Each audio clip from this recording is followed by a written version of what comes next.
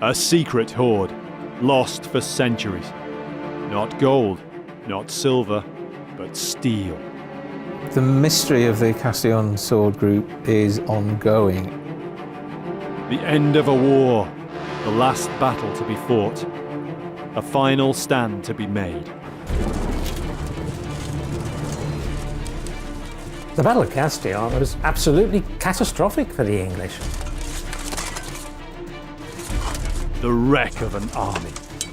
Armour, weapons, swords. Any more bits?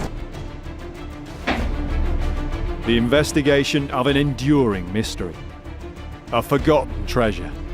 Undisturbed, undiscovered, until now. The swords of Castillon. The medieval world. The 5th to the 15th century. Tim Sutherland is one of Britain's most experienced archaeologists. He and a team of specialists try to understand medieval life by exploring the realm of the medieval dead. We have a classic view of the storybook medieval life. We don't hear the stories about the common man trying to keep his family alive.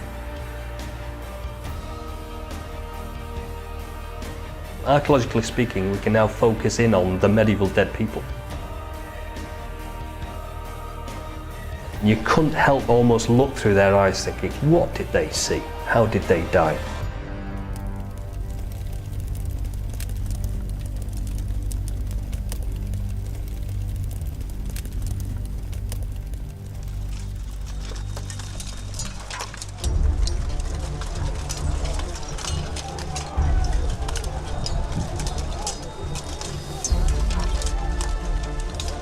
This story is one of the most remarkable in the world of arms and armour. It's truly epic in scope, from a medieval battlefield to the prestige sale rooms of the 21st century. And in between, all the plot twists a thriller writer could imagine. Except it all really happened.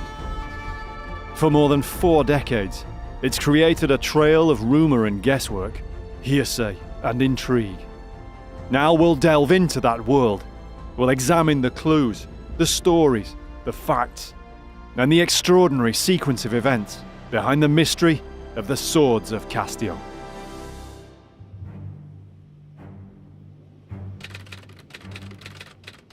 "100 kilometres north of Bordeaux, an exhibition was held in the Château de Pont.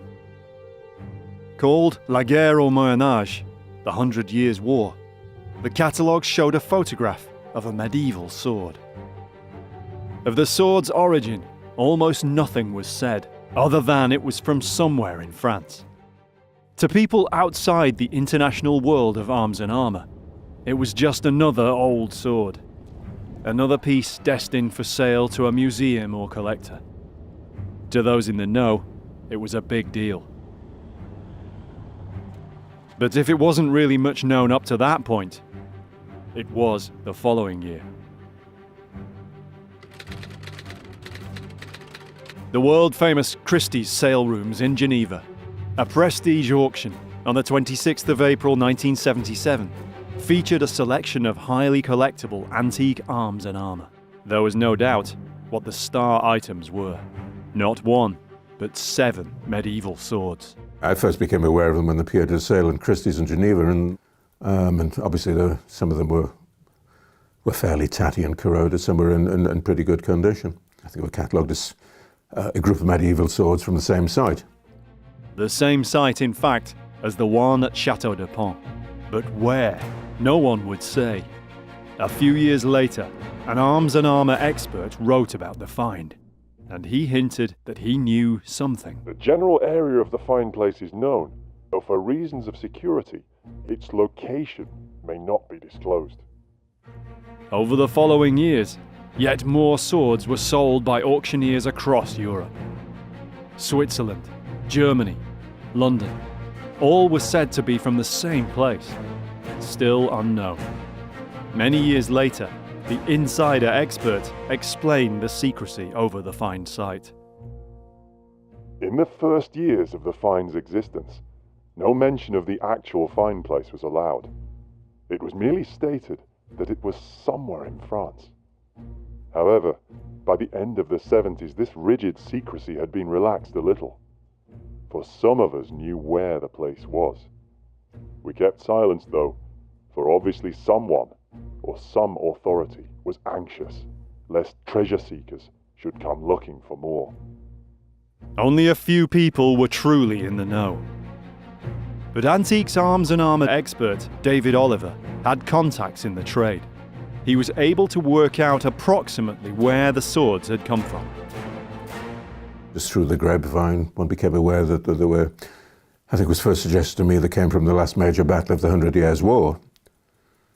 And I didn't twig Castillon. I thought there was a big battle at Orleans, I think, prior to Castillon, so I thought it was possibly from Orleans, and then just by a process of elimination, we eventually discovered that they were actually from Castillon.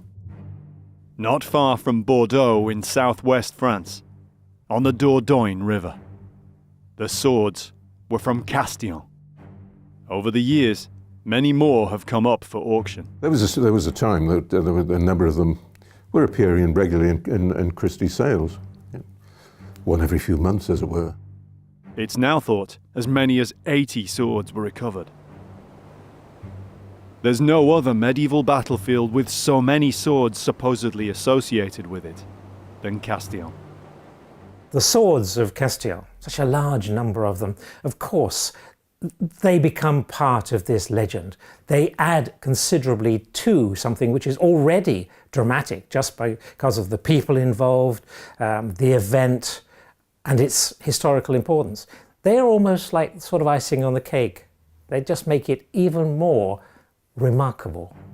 The story has captivated collectors, historians, and archaeologists ever since. It is one of the amazing stories about the medieval period. The swords of Castillon, where did they come from? They're classic medieval fighting weapons. It's a fantastic story. It's a wonderful yarn, I think, about how these swords were discovered. Tim sets out to find out what he can about the swords, and hopefully, the circumstances of their discovery.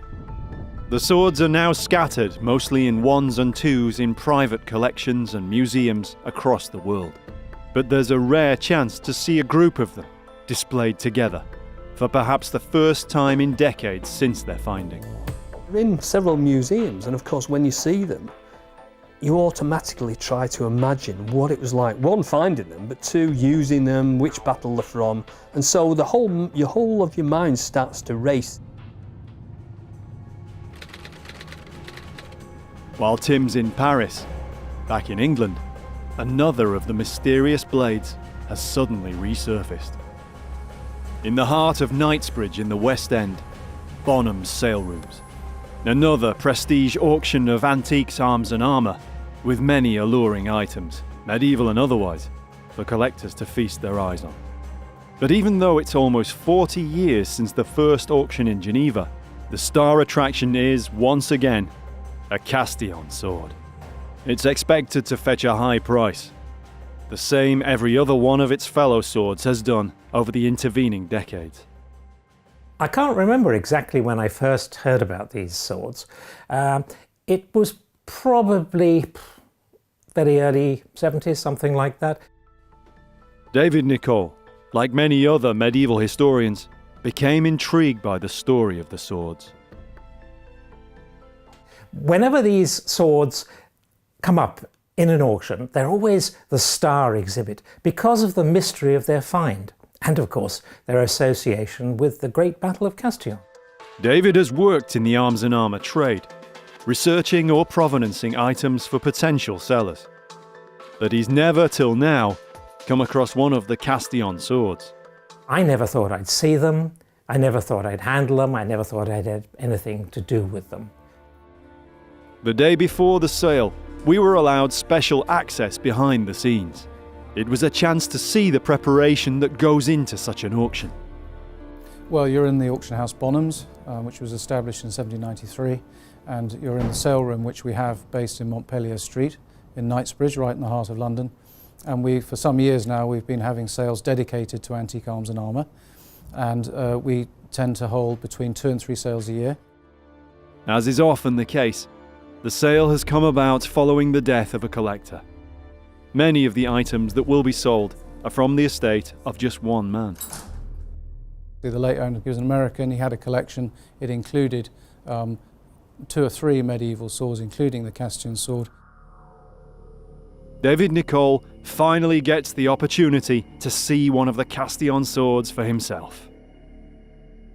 David, so here we have lot 173, the Castillon sword, that's coming up in our sale on Thursday. That is very nice indeed. This is a business-like. Well, it's very wieldy, isn't it? Very wieldy. The weight is actually not that heavy. It's extremely fine quality, and that's reflected in its general wieldiness. And you can imagine it was a very useful weapon to use. Very typical of the type and the period. Very business-like, as you say. Wieldy, useful. Although it has had, should I say, a very fine edge, it's actually a very substantial piece of metal with this essentially trapezoid, flattened diamond section. Yes, with a medial ridge running through it, all the way to the tip, and extremely beautifully made. Beautifully made, and very rigid. I mean, that's going to give you a very substantial cutting edge, but I would have thought primarily a thrusting weapon. I mean, this is, well, to say lethal is a little bit obvious, since that's what it's for. See, there's a mark. Oh, there it is. It caught my eye, caught the light. Inlays of fleur-de-lis. That is fascinating. Somehow appropriate that it should be a fleur-de-lis, although the assumption is that these were Anglo-Gascon, from the losing side in the battle. Not necessarily the case, but most probably. But nonetheless, a little French fleur-de-lis. Lovely. Interesting to speculate. Interesting to speculate, but that brings up the whole story of the whole question of whether these really are from the Battle of Castillon. In Paris, Tim is on his way to see a whole group of the swords. Yes, finally getting to see these swords will be really nice. Britain's Royal Armouries own several Castillon blades, and they've loaned them out specially for this prestige auction. It has pride of place in France's premier arms and armour museum, in the heart of Les Invalides in Paris, the Musée de l'Armée. And there are 1 or 2 old friends here too. Pachinko.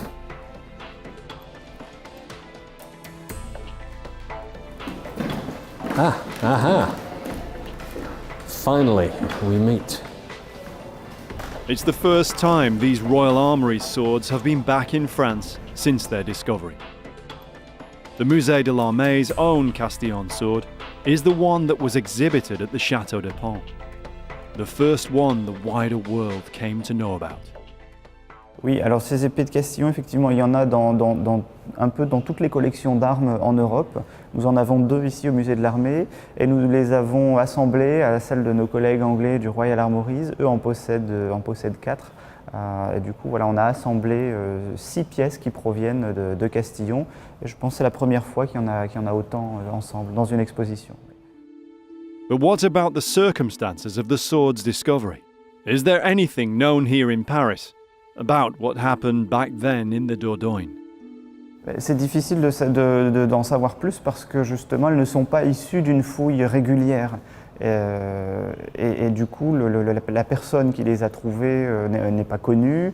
Et puis tout ça, c'est toujours fait un petit peu dans la discrétion. Donc on a très peu d'informations concernant ces objets, ce qui fait qu'elles sont entourées d'une légende. C'est un peu la légende des épées de Castillon, c'est vrai. Et donc ces objets ont une aura un peu particulière dans les collections.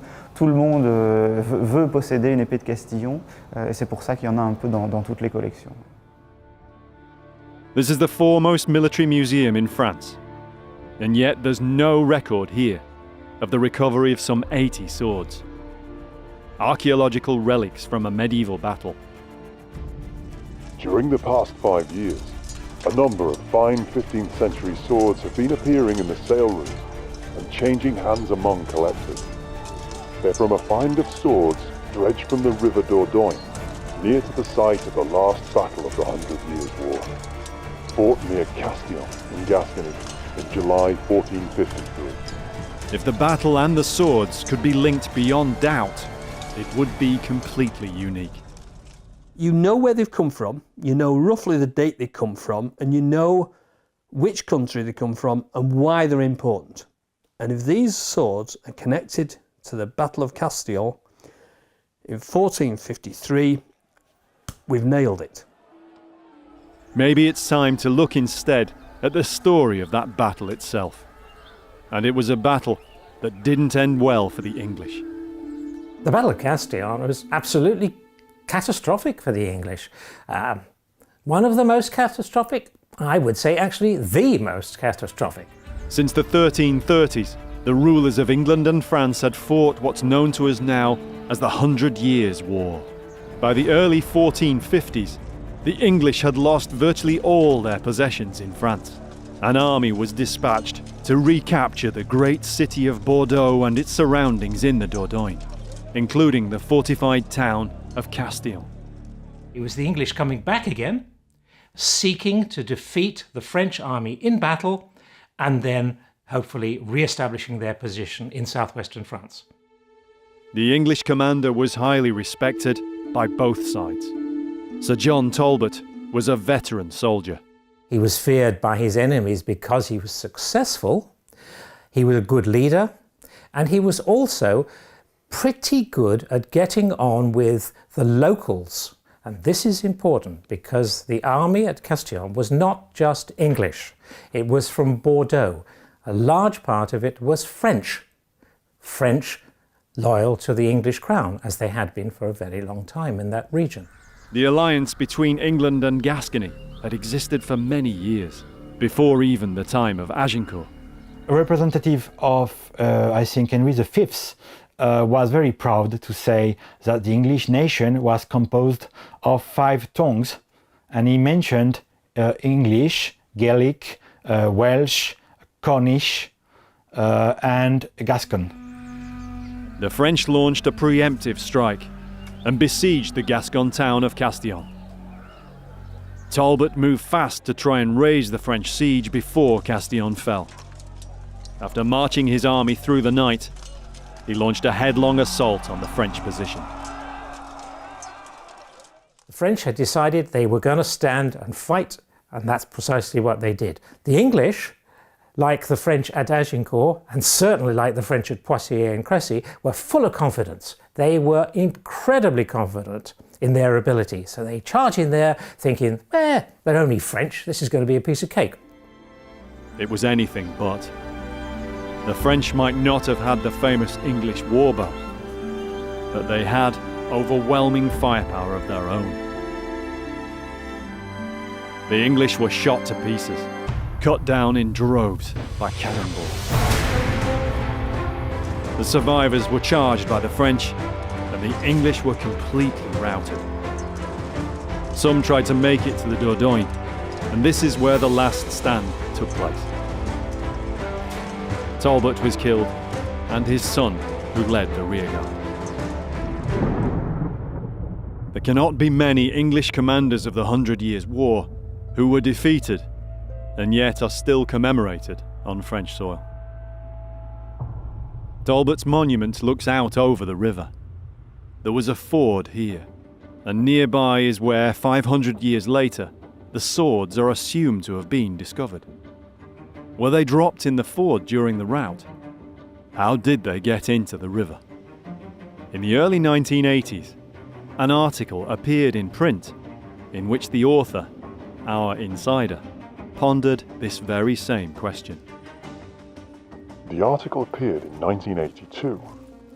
In it, I had repeated the assumption that the swords were lost in the river by English and Gascon men-at-arms trying to get away from the battlefield, having been soundly beaten by the French. The author was an English academic who was passionately interested in swords. He's one of the great figures in historical arms and armour research of the 20th century. He wrote many books and had a wide-ranging influence on a generation of future researchers. His name was Oakshott.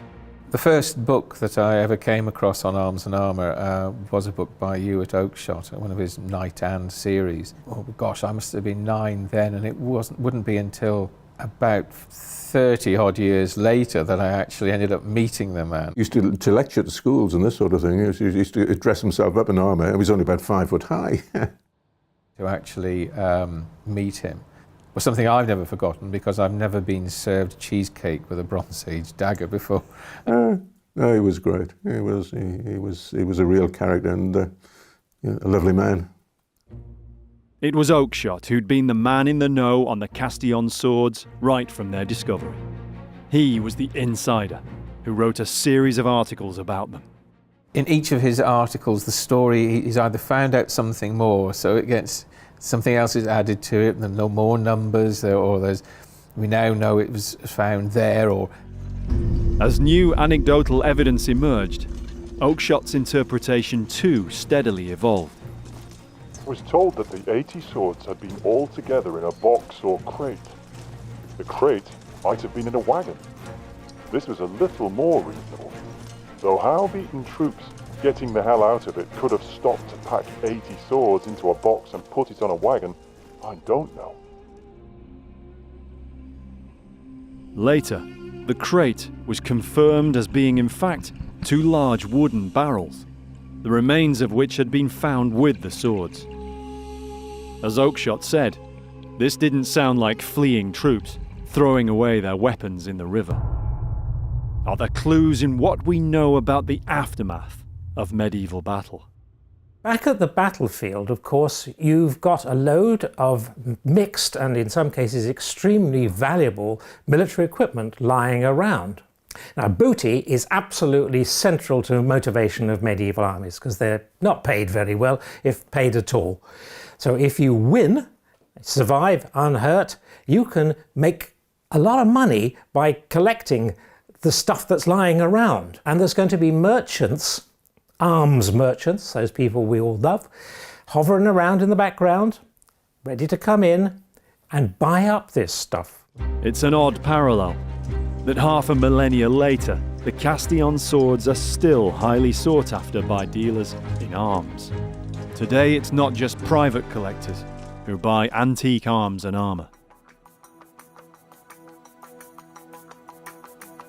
Like any other consumer, if there's an item the Royal Armouries want for their collection, they have to buy it from a dealer.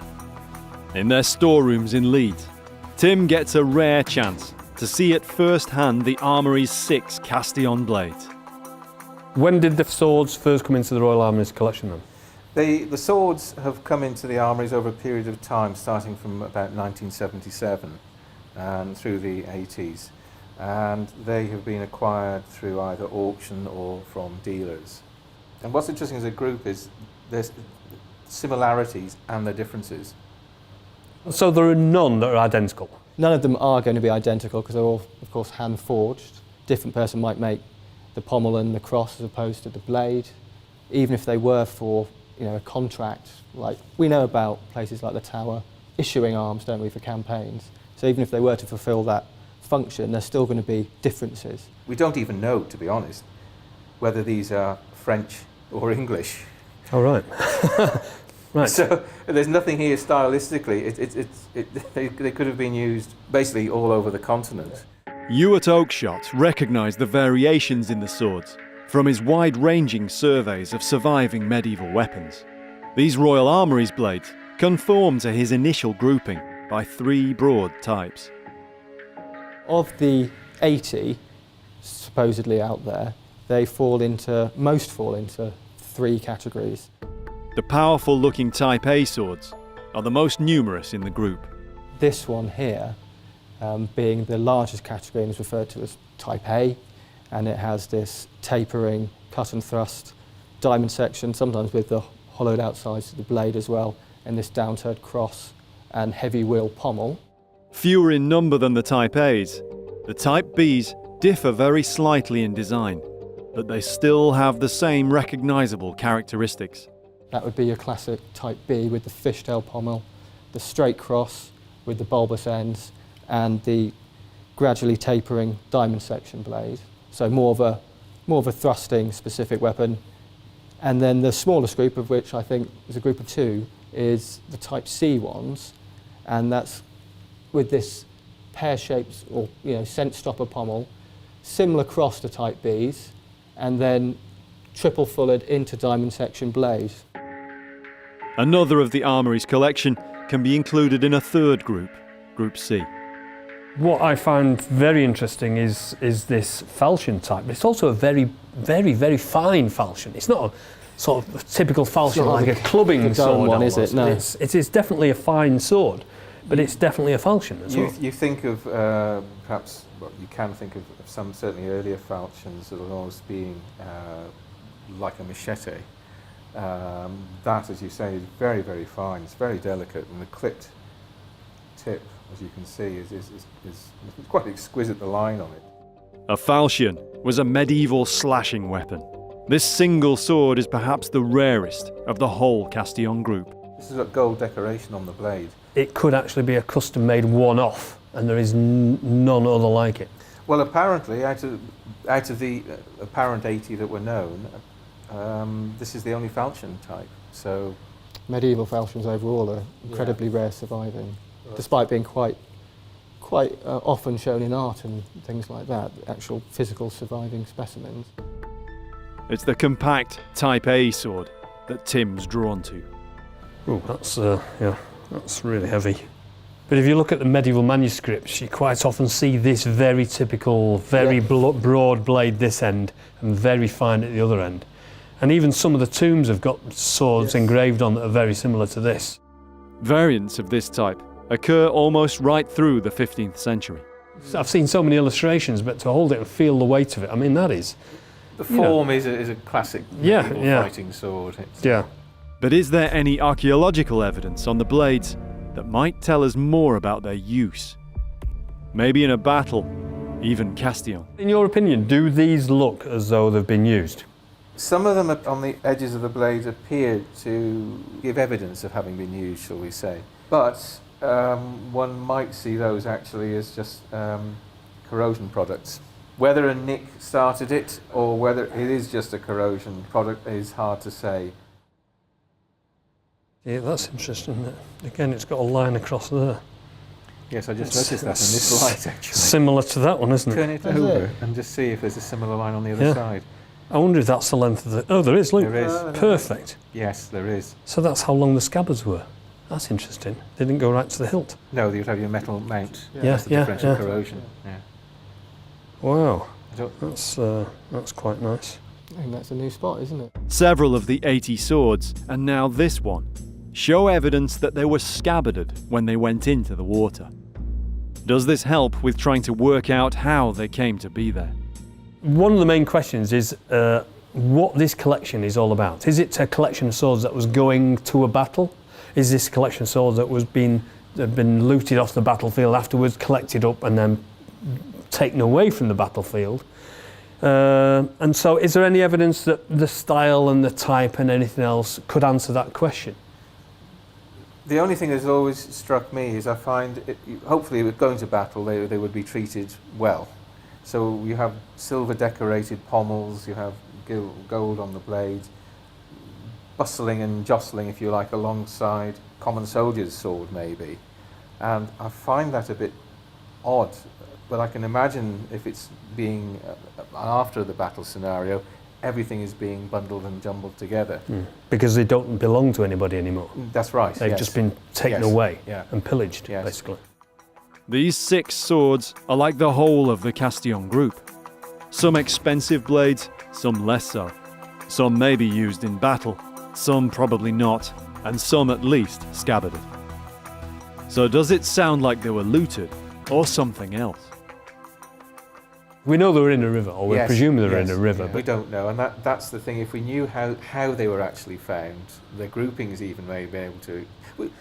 It could be that the swords that have similar pommels were all grouped together. We don't know. Were they in fact battle-related, or is it possible these are similar because this was a dealer in swords, and this was his collection, and for some reason he got swamped in a river and lost the lot? David Oliver, too, has come to favour this possible explanation. One of the reasons why I think they're not battlefield finds is that because so many are virtually, they're not identical, but of the same type.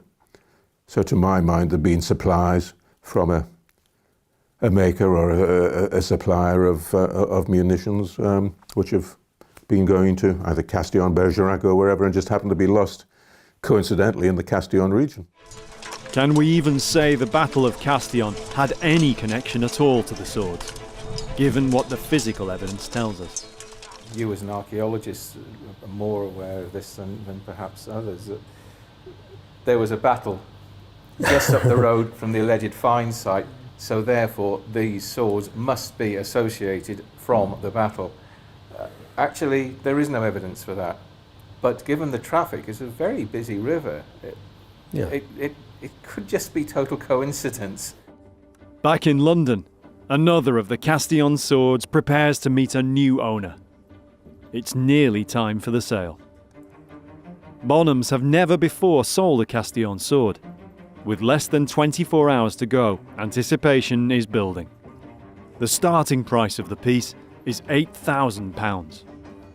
Arms and armour collecting is a popular market. You're selling into an educated audience, if you like, and yes, they appreciate the work the quality of work, and they appreciate the rarity, and they appreciate the fact that they have a historical connection very often. So lots of anticipation about tomorrow? Let's hope so. We're going to see. Auctions like these are vital for museums to acquire their exhibits, but the arms and armour trade sometimes gets a bad press. Sometimes I tell my friends, I'm off to an arms fair tomorrow or something, and they seem to think I'm going to go off and buy a jet fighter. And of course it's an antiques or antique arms fair. The academic world can get a little bit sniffy about the whole commercial sales, buying and selling of these beautiful and interesting objects. And personally, I feel that's most unfair. By encouraging and spreading this interest, they bring in artifacts which we might otherwise not see, which the academics might not see, like the Castillon swords. Swords themselves have a mystique, I think. There's something about them that elevates them above all other weapons, I think. Like David Nicol, Clive Thomas researches and writes about historical items in the arms and armour trade. And he too is fascinated by the Castillon swords. Yeah, the first time I actually got to grips with a medieval sword was actually one of the Castillon pieces. It was just superb, and I felt very privileged to be holding it. I think at that point, that was when my interest in the Castillon group was really sparked, I suppose. Clive was well versed in the work of Ewart Oakshott. I was first aware of Ewart Oakshott when I read his book, The Archaeology of Weapons. I still dip into it occasionally just for the sheer pleasure of reading it. Much later, I actually met the man, and I met him probably 4 or 5 times before he died, which was, I think, in 2002. What was he like? Very, he was very enthusiastic about the subject, basically.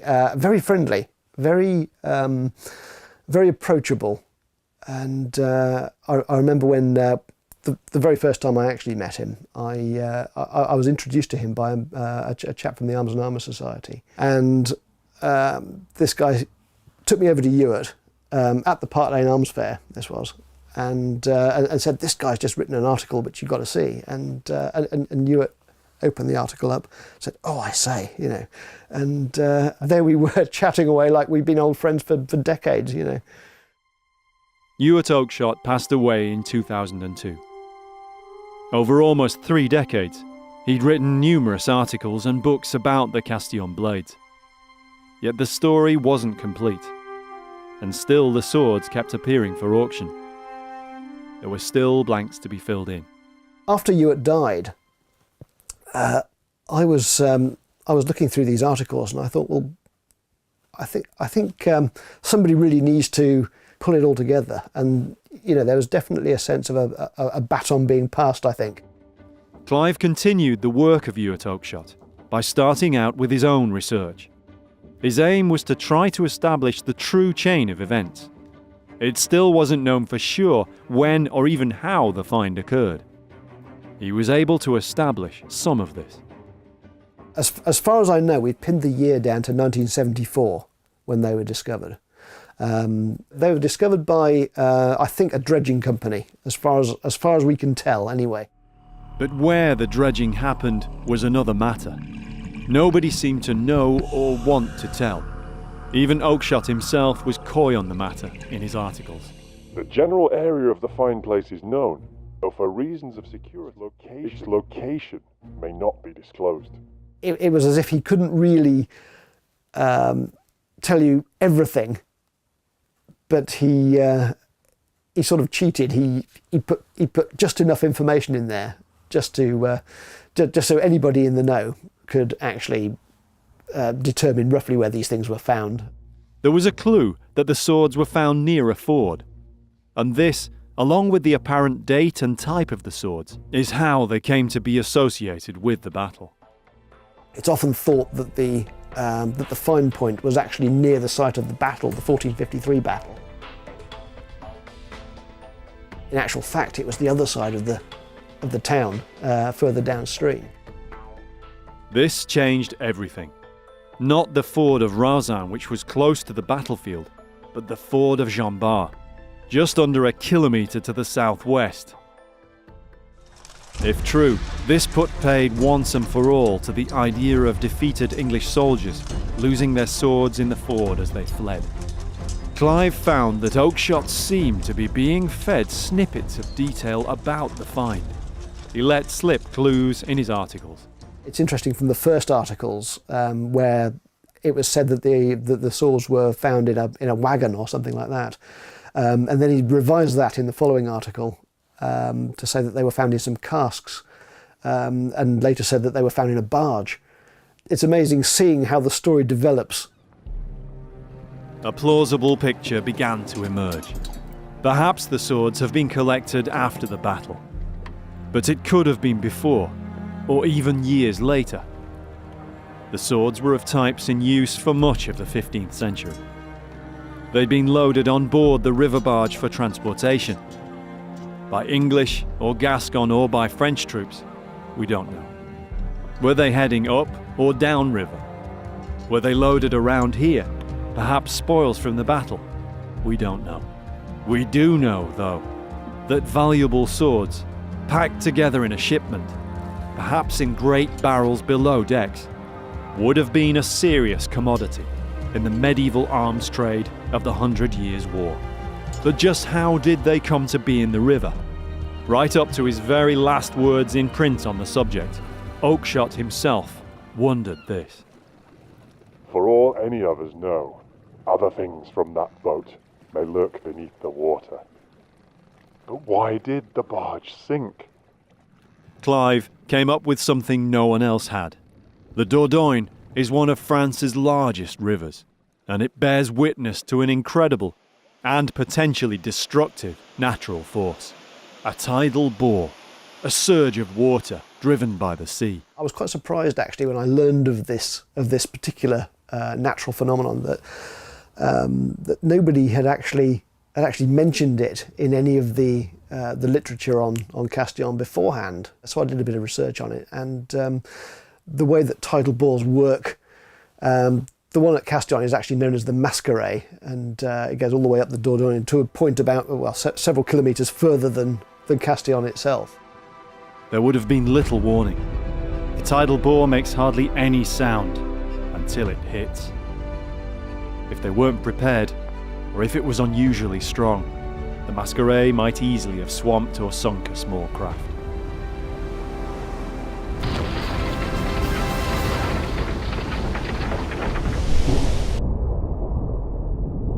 The barge and its cargo might also have drifted some distance before they sank into the mud of the Dordogne. I find it very interesting that none of that information was ever mentioned by anyone beforehand, really. In fact, why was so little known about the whole find? Even Ewart Oakshott stated that he had to keep quiet on the matter. Where the find place was. was. We kept silence though. Someone or some authority was anxious lest treasure seekers should come looking for more. Again, Clive came up with an explanation. I suspect the authority that you had mentioned was probably the French Navy. At that point, there was a law in France which said that anything discovered in the river had to be investigated by them. Castillon isn't too far from France's Atlantic coast and a major naval base at Bordeaux. In the early 70s, this was the height of the Cold War, so the French Navy had to be thorough. I have it from various sources that they didn't just do a watching brief as such. They actually took pictures in the water, cordoned off an area, did a proper search. But quite what they learned is open to question, because none of that information is currently available. Until it becomes available, if ever, we'll never know if the 80 recovered swords were the only ones, nor whether anything else of the barge and its cargo remains undiscovered. At Bonhams of Knightsbridge, the auction reaches its climax with lot number 173, the Castillon sword. The starting price of £8,000 is quickly left behind. In the end, it takes just 35 seconds. 12,000 it is. £12,000, and another of the extraordinary Castillon swords has a new owner. What would you at Oakshott have made of all this? I think you at Oakshott would be delighted with the interest that is being given to these swords, and he'd be fascinated by the fact that more keep popping up, because he realised that this was not a straightforward case. It was an ongoing story, and maybe he's up there thinking, hey, keep at it, you're doing well, there's still questions to answer. There's little doubt, though, that if it all happened again today, things would be very different. I can't help but imagine what it would be like if somebody had found those swords today. It would be phenomenal. It would be unbelievable. We'd now know hardly anything about the swords of Castillon, were it not for the arms and armour trade, and collectors and experts like David Oliver, who commissioned the articles by you at Oakshott and Clive Thomas. All the academic institutions use your articles as a reference. Well, it's nice to think so. I mean, that's one of the objects of the exercise. That these are works of reference. You know, they're not something which you just look at and throw away. It's, you know, they are retained, and I mean, people are kind enough to refer to our articles, to our catalogues in auction catalogues, and articles and books which are written on the subject. So hopefully, it serves a purpose. It beggars belief now completely as to how it was done. It just wouldn't happen these days. But the whole story, it provides a really intriguing sort of mystery, I suppose. We've now had 40 odd years, and the fact there's still a mystery to this story 40 years on, I don't think it's a good sign. I'll be optimistic and hope it will be resolved. I want it to be resolved, but maybe this is a mystery that will just go on and on. One day, I hope somebody is going to do a proper archaeological investigation of the site.